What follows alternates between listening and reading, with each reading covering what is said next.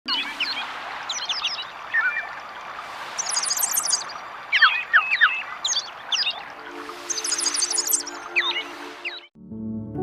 మిక్కిలి సాత్వికుడైన మన ప్రభువు యొక్క నామమునకు మహిమ కలుగును గాక. క్రీస్తునందు ప్రియమైన వారందరికీ నా వందనములు తెలియజేయుచున్నాను. ఈ ఉదయకాలమున మన వేకువ మన్నా యొక్క ముఖ్య అంశము ఇది నీ యొక్క గర్వమే. దీని ధ్యానార్థమై మనము రోమియోలకు రాసిన పత్రిక 5వ అధ్యాయము 8వ వచనము వైపు మన పరిశుద్ధ గ్రంథమును త్రిప్పెదముగాక. దేవుడు మన ఎడల తన ప్రేమను వెల్లడిపరచుచున్నాడు. ఎట్లనగా మనమింకనూ పాపులమై ఉండగానే క్రీస్తు మన కొరకు చనిపోయెను అని చదువుచున్నాము. ఈ వాక్యమును వినిచుండిన ప్రియమైన వారలారా, మనము ఎంత భయంకరమైన పాపులముగా యుంటిమనియు మరియు పాతాళము అగాధము నుండి మనలను తప్పించుటకు మన ప్రభువు ఎంత గొప్ప ప్రేమ కనికరములను కనుపరిచిరనియు తరచుగా మనము గ్రహించకయున్నాము. మనము సామెతల గ్రంథము 16వ అధ్యాయము 18వ వచనము గమనించినట్లయితే, నాశనమునకు ముందు గర్వము నడుచును, పడిపోవుటకు ముందు అహంకారమైన మనసు నడుచును అని చదువుచున్నాము. అవును ప్రియులారా, నిజముగా గర్వముతో నిండియుండిన ప్రవర్తన ద్వారా మనకు ఆత్మీయముగాను మరియు శారీరకముగాను వినాశనము కలుగును తప్ప ఏ విధముగాను మనము ఆశీర్వదించబడము. కొందరు తాము గర్వముతో నిండియుండినట్లు కూడా గ్రహించలేని స్థితిలో ఉన్నారు. తమ మనస్సాక్షి హెచ్చరిస్తున్నప్పటికీ తాము గొప్పననే ఉద్దేశ్యమును వీడక తమ గర్వపు చర్యలు కొనసాగించుదురు. మనము ఆదికాండము 11వ అధ్యాయము 1వ వచనము నుండి 9వ వచనము వరకు క్లుప్తముగా గమనించినట్లయితే, అసలు మొదటిగా భూమి అందంతటా ఒక్క భాషయు ఒక్క పలుకును ఉండెనని మనము మొదటి వచనములో గమనించగలము. తిరిగి మనము 4వ వచనములో చూచినట్లయితే, మరియు వారు మనము భూమి అందంతటా చెదిరిపోకుండా ఒక పట్టణమును ఆకాశమునంటు శిఖరము గల ఒక గోపురమును కట్టుకొని పేరు సంపాదించుదము రండని మాటలాడుకొనగా అని చదువుచున్నాము. ప్రియమైన వారలారా, వారు గోపురమును కట్టవలెనని అనుకొనుట తప్పు కాదు, కాని అది ఆకాశమునంటునంతగా కట్టి దాని వలన పేరు సంపాదించుకొనవలెనని తలంచుట గర్వమైన వారి తలంపులకు సాదృశ్యముగా ఉన్నది. దేవునిచే సృష్టింపబడిన జనులకే అంత జ్ఞానం ఉన్నట్లయితే సర్వజనులను సృష్టించిన ఆ దేవాది దేవునికి ఇంకెంత జ్ఞానముండును.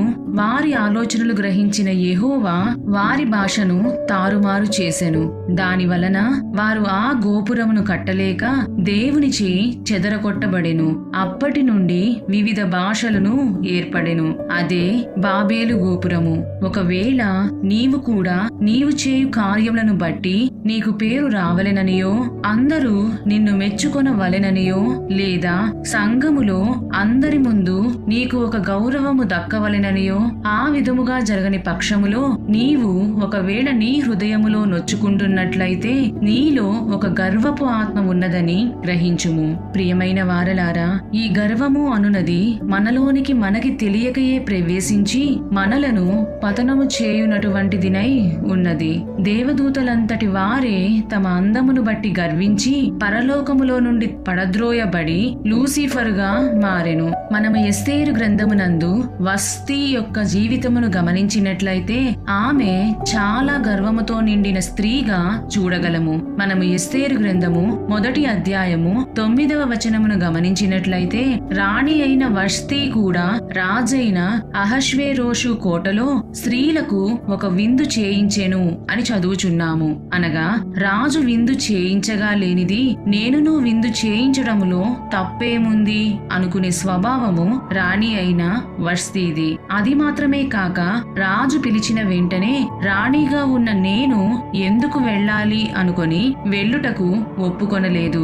గర్వముతో తాను చేసిన కార్యమునకై ప్రతిఫలముగా ఆమె గొప్ప మూల్యము చెల్లించవలసినది అయి ఉండెను. రాజు యొక్క కోపము రగులు కొనగా వస్తీ యొక్క విలువైన రాణి అనే స్థానమును కోల్పోయెను. తగ్గింపు స్వభావము కలిగిన ఎస్తేరును వస్తీ స్థానములో రాణిగా దేవుడు కూర్చుండబెట్టెను. ప్రియమైన వారలారా, ఈ దినములలో కూడా చాలా మంది స్త్రీలు తమకున్న అందముచే గర్వించి నడిచెదరు. ఆ అందమును కాపాడుకొనుటకు వేలుకు వేలు ఖర్చు పెట్టుదురు కూడా. అటువంటి అందం అందము నిన్ను దేవుని యొద్ద నుండి దూరము చేసి దేవదూతలను పరలోకము నుండి పడద్రోసిన విధముగా నిన్ను కూడా పాతాళ అగాధములోనికి పడద్రోయునని గుర్తుంచుకొనుము. మనము సామెతల గ్రంథము 31వ అధ్యాయము 30వ వచనమును గమనించినట్లయితే అందము మోసకరము, సౌందర్యము వ్యర్థము, యెహోవా యందు భయభక్తులు కలిగిన స్త్రీ కొనియాడబడును అని చదువుచున్నాము. తమకున్న అందమును బట్టి అనేకులు గర్వించి పడిపోవుట మాత్రమే కాక దానిని బట్టి అనేకమైన పాపములు చేయుటకు కూడా వారు ప్రేరేపితులవుతున్నారు. కాబట్టి స్త్రీలుగా ఉన్న మనము మనకున్న అందమును బట్టి గర్వించగా పరిశుద్ధాలంకారములను ధరించుకొని ప్రభువునకు దగ్గరగా జీవించి మన యొక్క ఆత్మీయ మరియు శరీరానుసారమైన పరిశుద్ధతను కాపాడుకునేదముగాక. చివరిగా క్రీస్తునందు ప్రియమైన వారలారా, చాలా మంది తాము దేవుని కొరకై చేయుచున్న సేవను బట్టి కూడా గర్వించుదురు. దేవుడు మనకిచ్చిన సేవను కాని వరములను కాని అత్యంత తగ్గింపుతో దేవుని యందు మిక్కిలి భయభక్తులతో చేయవలెను. ఎందుకనగా పనికిరాని మనలను ఆయన యొక్క సేవ చేయుటకు ఎన్నుకొనుటయే ఎంతో ధన్యత అయి ఉన్నది. దానిని బట్టి గర్వించుట కాదు కాని కేవలము దేవుని యొక్క కృపను బట్టి మనము చేయుచుండవలెను. మెప్పు ఘనత ప్రభువునకు చెందవలెనని కోరుకొనవలెను, మనకు కాదని గుర్తుంచుకొనుము. అంత మాత్రమే కాక మనకున్న ఆత్మీయ వరములను బట్టి మనము గర్వించినట్లయితే అక్కడ కూడా అపవాదే క్రియ చేయును కాని దేవుని ఆత్మ క్రియ చేయదని జ్ఞాపకముంచుకొనుము. గర్వముతో నిండి ఉన్న నీవు దేవునికై ఏ సేవ చేసినప్పటికీ అది దేవునికి విలువలేని ఒక అర్పణగానే కనిపించును. ఈ వాక్యమును వినిచుండిన ప్రియమైన వారలారా, ఈ సందర్భంలో ఒక సంఘటన తెలుపవలెనని ఆశపడుచున్నాను. ఒక పర్యాయము ఒక దైవ సేవకుడు ఒక దర్శనము చూసెను. అందులో యేసు సిలువ వేయబడి ఉండెను. ఒక వ్యక్తి ఒక పెద్ద సుత్తెతో ప్రభువు యొక్క మృదువైన హస్తములోనికి మేకులను దిగగొట్టుచున్నాడు. అది ప్రభువునకు తీవ్రమైన బాధను కలిగించుచుండెను. ఆ సుత్తె పైన గర్వము అను మాట ఉండెను.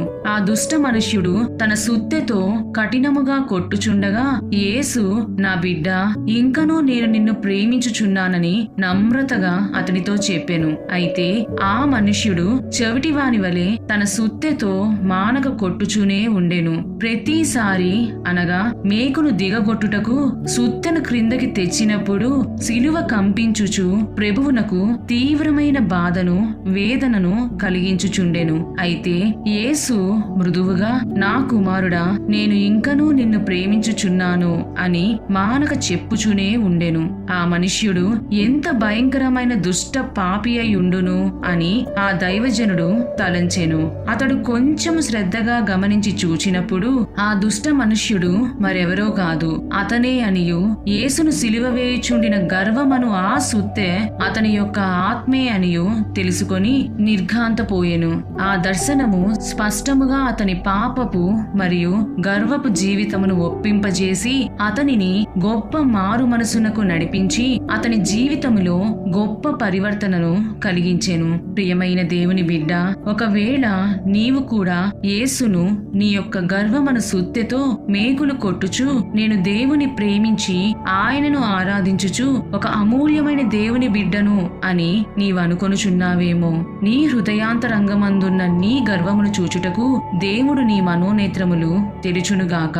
అటువంటి గర్వపు ఆత్మ నుండి ప్రభువు విడిపించి ఆయనకు తగిన పాత్రగా అనేకులకు ప్రయోజనపడునట్లుగా మనలను మార్చునుగాక. దేవుడు మిమ్ములను మరియు మీ కుటుంబములను దీవించి కరుణించి ఆయన యొక్క కృపలో నడిపించునుగాక. ఆమేన్.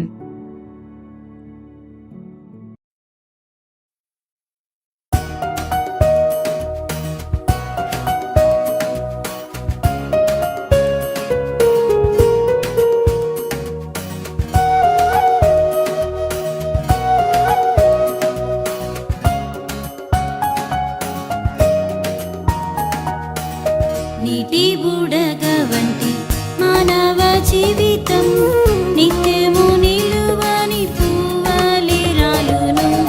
నీటి బుడగ వంటి మానవ జీవితం నిత్యము నిలువని పువ్వలే రాలును. నిశ్చయం మరణం తిరిగి లేచెదరు, న్యాయ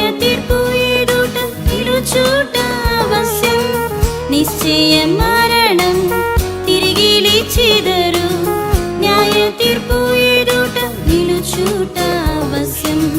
జీవాధిపతి యేసు జీవమిచ్చును, జీవ మార్గములో నడువు నీవు. జీవాధిపతి యేసు జీవమిచ్చును, జీవ మార్గములో నడువు నీవు. పరలోకమందు గొప్ప స్వాస్థ్యం నీకున్నది, ప్రభుని ప్రేమించి పరముకు చేరుము. పరలోకమందు గొప్ప స్వాస్థ్యం నీకున్నది, ప్రభుని ప్రేమించి పరముకు చేరుము.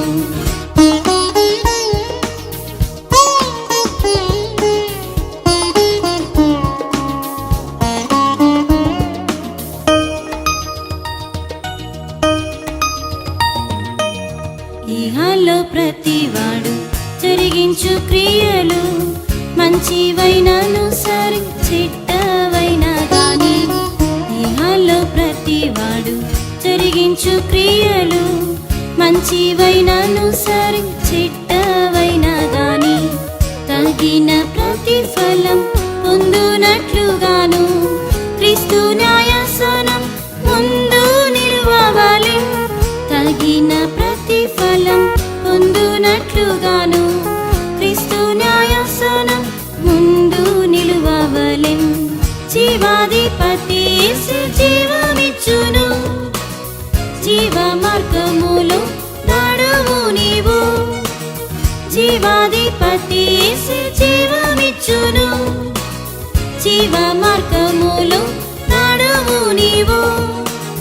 పరలోకమందు గొప్ప స్వాస్థ్యం నీకున్నది, ప్రభుని ప్రేమించి పరముకు చేరుము.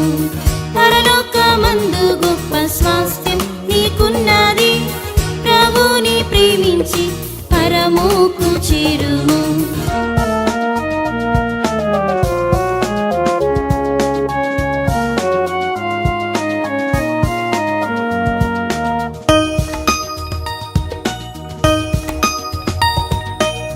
పరలోకమందు ప్రవేశించుటకు జీవ గ్రంథములో పేరుండవలెను.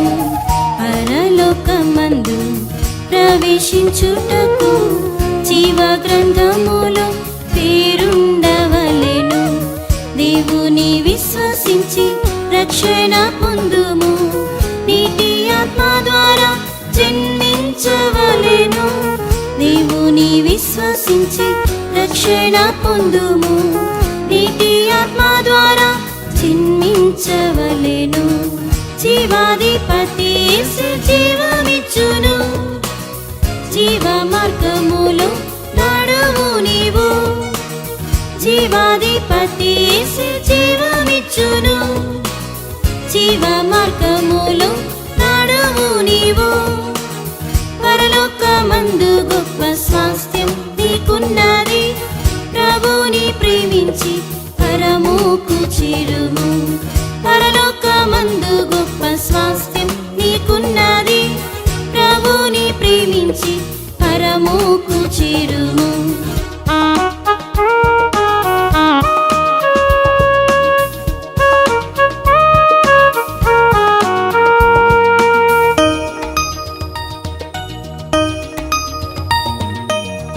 ఈ లోకం నటన గతించిపోవును, దేవుని వాక్యము నిత్యము నిలుచును.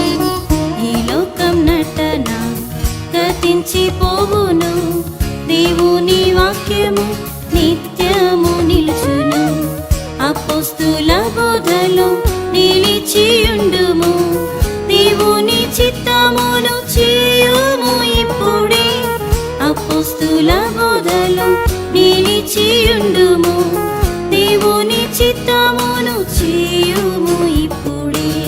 జీవాధిపతి యేసు జీవమిచ్చును, జీవ మార్గములో నడువు నీవు.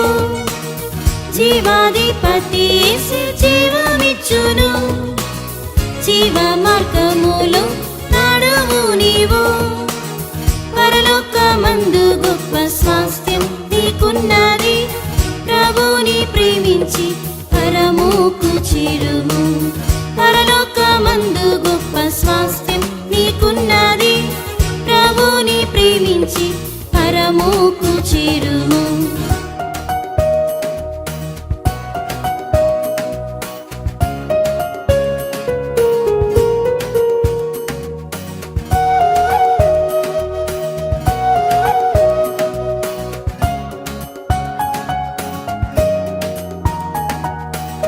నెమ్మది ఉందని లోకులు తలంచగా అకస్మాత్తుగాని ప్రభువు దిగివచ్చును.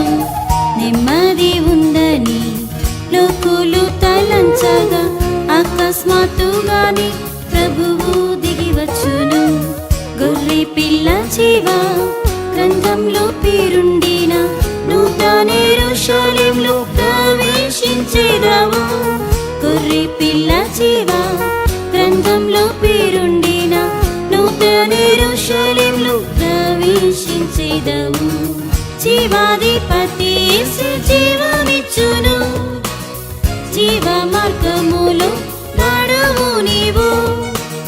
జీవాధిపతి యేసు జీవమిచ్చును, జీవ మార్గములో నడువు నీవు.